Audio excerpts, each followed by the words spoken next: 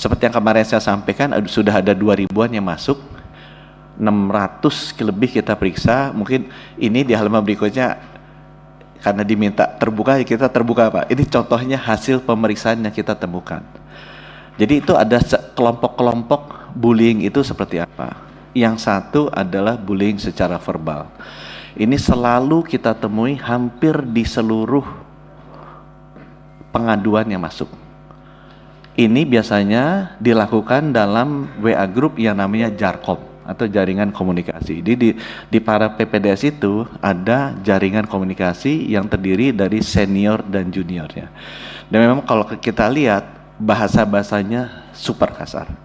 Bahasa-bahasanya super kasar, dan ini terjadi di seluruh cross dari sentra pendidikan dan juga cross dari seluruh prodi. Ya. Ini yang pertama secara verbal. Hasil audit kita begitu ada kejadian ini masuk. Kemudian ada juga yang fisik. Yang fisik ini itu biasanya di JARCOM juga diminta. Misalnya kalau dia melakukan pelanggaran harus ngunyah cabai misalnya. Harus dimasukin di JARCOM, di share. Dia harus push up, dia harus minum telur mentah gitu.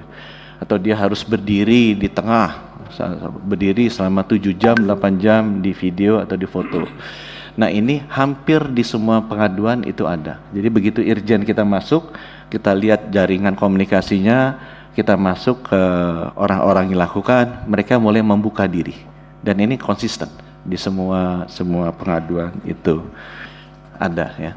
Sebenarnya ada yang lebih kasar dari ini, cuma kita nggak berani masukin, takut lebih kaget lagi. Apalagi yang perempuan-perempuan nanti kaget semua. Jadi kalau toh pun kejadian seperti yang kemarin kita lihat, ya saya mengerti karena daily ininya sudah begini. Jadi saya juga bisa memahami kenapa kok sampai kejadian seperti yang kemarin ya. Di halaman selanjutnya, ini biaya uang nih ya.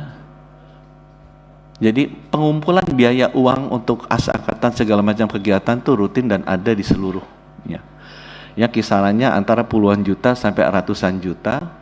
Yang saya kasih yang di bawah itu adalah contohnya almarhum Risma. Dia jadi bendahara 3 bulan di anestesi di Semarang dan dia mengumpulkan uang sekitar 1,6 miliar ya.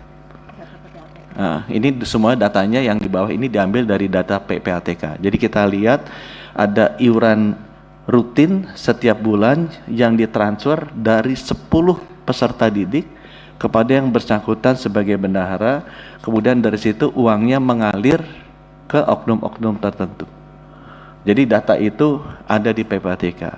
Dan data-data ini selalu konsisten keluar hampir di semua sentra-sentra pendidikan. Begitu pengaduannya dibuka, kita kirimkan tim audit, auditnya masuk, uangnya keluar. Ya. Ini hampir rutin juga, sama seperti yang ada tadi di JARCOM ya. Nah selain biaya-biaya di luar pendidikan yang bisa sampai miliaran ya, ratusan juta sampai miliaran, itu membuat memang keluhannya kenapa pendidikan spesialis itu mahal, karena biaya-biaya di luar biaya resmi itu tinggi sekali. Ya, biaya-biaya di luar biaya resmi itu sesudah kita periksa tuh tinggi sekali. Dan selain biaya-biaya ini juga sering ada pesanan-pesanan ya, mulai dari yang sopan sampai yang sangat tidak sopan, baik untuk seniornya maupun juga untuk beberapa konsulen-konsulennya. Kita lihat ada data-datanya. Nah, data-data ini kita dapatkan pada saat audit kita periksa ya. Jadi pemesanan hotel, pemesanan tiket, ada yang buat sendiri, ada yang buat berdua, itu rutin kita kita temukan pada saat audit itu kita lakukan ke tempat-tempat. Nah di halaman selanjutnya itu adalah jenis-jenisnya ya. Kita ada ratusan bukti yang sudah dikumpulkan oleh Ibu Irjen begitu dia memeriksa ini. Jadi dari begitu kita buka di Juni 2023, pengaduannya masuk itu 2.668. Nah Irjen kita menyaring ya, apakah yang mana benar-benar perundungan, mana yang enggak. Nah kemudian dari hasilnya kita simpulkan 632 itu perundungan.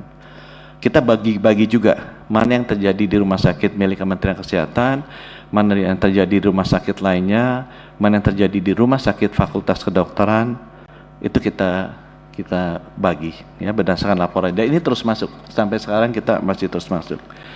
Di halaman selanjutnya Bapak Ibu, ini adalah rumah sakit yang pengaduannya masuk ke kita. Ya.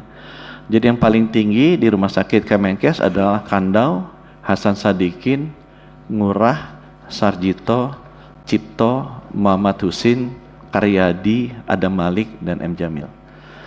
Ya, kalau dari RSUD yang paling banyak adalah Banda Aceh, Surakarta, Malang, Surabaya, Arifin Ahmad, Ulin, dan yang lain sebagainya. Ya, dari rumah sakit universitas yang tinggi adalah RS Universitas Diponegoro, RS Universitas Kristen Indonesia, RSGM Universitas Erlangga, RS Universitas Indonesia Depok. Itu yang tinggi ya.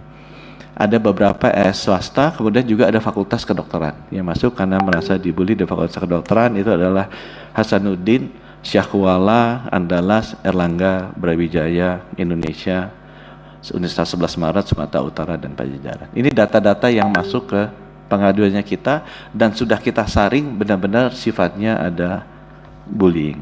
Ya. Nah, karena nggak semuanya ini ada di Kementerian Kesehatan, di alamat selanjutnya kita juga sudah melakukan koordinasi. Ya, ini surat aku ke Pak Nadiem.